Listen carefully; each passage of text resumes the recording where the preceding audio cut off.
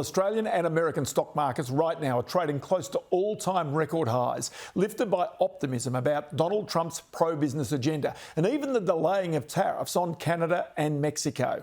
There's also an increasing chance of interest rate cuts by our own Reserve Bank. The big question, as Edward Boyd seeks to discover, is whether company profits can keep up with their share prices. In this reporting season, which has just got underway, one thing is true.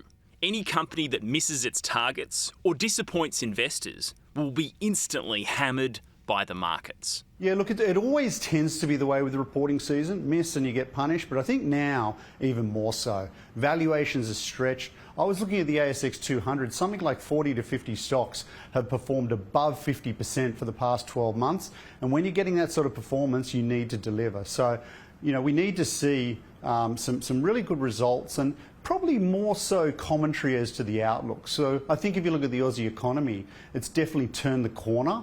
It's not necessarily in real positive territory, but it's looking better. And as a result, we want to see companies talk about better outlooks into the second half in order to maintain these sorts of share price performances. President Trump's tariffs and China's retaliation have been major talking points this week. The dual-listed Fisher & Paykel Healthcare has already flagged rising costs in the next financial year due to Trump's tariffs. And experts believe more companies will need to provide tariff costings over the next few weeks. You'll probably find a lot of companies are voluntarily giving details of their supply chains at the upcoming results. A lot of questions will come up about supply chains and exposures to certain jurisdictions. So I think that's going to be a real key focus. And then more holistically, I think looking at first order and second order effects of these of any changes that might come in, because obviously if you get tariffs placed on a country, it does alter trade flows, it alters behaviours from companies, which can be both a positive and a negative. US earnings season is already underway. And last month, the Chinese artificial intelligence-powered chatbot DeepSeek delivered a curveball to the US tech sector, claiming it was operating on a fraction of the cost of its peers like OpenAI's ChatGPT. This caused Nvidia to lose about $600 billion in value in a single trading session, the biggest wipeout in American corporate history. The remaining Magnificent Seven tech stocks were hit too.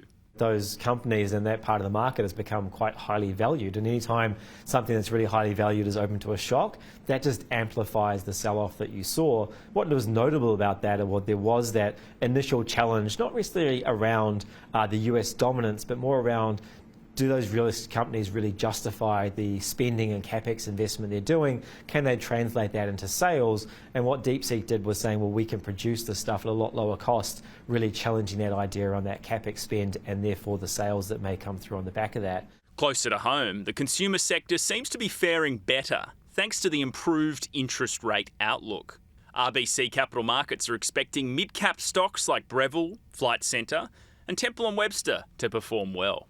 Yeah, so we really like Temple & Webster. They're one of our top picks in our coverage universe. As you said, online's doing very well. We see them continuing to take share in the furniture space, taking share from incumbent bricks and mortar retailers, but also there is a structural tailwind towards online penetration in furniture sales. So they've got a target of getting to $1 billion in sales. And then and potentially looking at going offshore with an acquisition or something similar. Within the consumer category, there are still winners and losers. Travel stocks and home-focused retailers like Bunnings and Harvey Norman are expected to have a good year, while the consumer staples sector could struggle. Yeah, look, consumer is really mixed. I mean, there are certain segments of the market that are doing very well. If you look at the discretionary spending, so the big ticket stuff and furniture, etc., so the JB Hi-Fis, the Temple & Websters, Nick Scali's, etc., they're doing really well because people seem to be more confident in terms of the outlook. I think it's because they're not expecting rate increases. They've had some tax cuts. They're feeling a little bit more confident in that regard.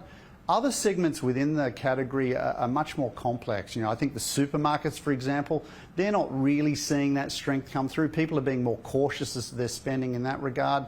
And I think when you look at certain channels, some of the global retailers, again, lots of things to factor in. One that we continue to like is Lovisa, but that's more of a store rollout strategy as well as a high quality sort of vertically integrated model. The family monitoring app Life360 is expected to perform well too.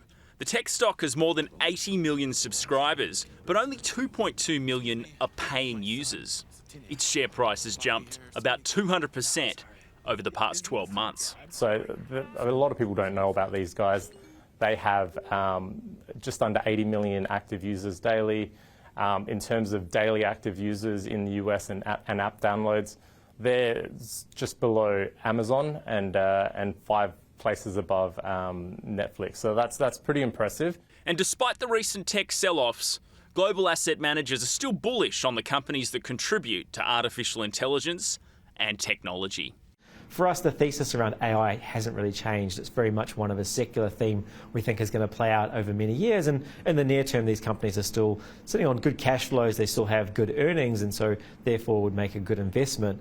However, over time, if you do get those cheaper cost alternatives coming through, that should boost productivity in economies as companies can take advantage of that, and you see that technology broaden out and lift margins in the rest of the market, allowing the equity market to continue to roll through.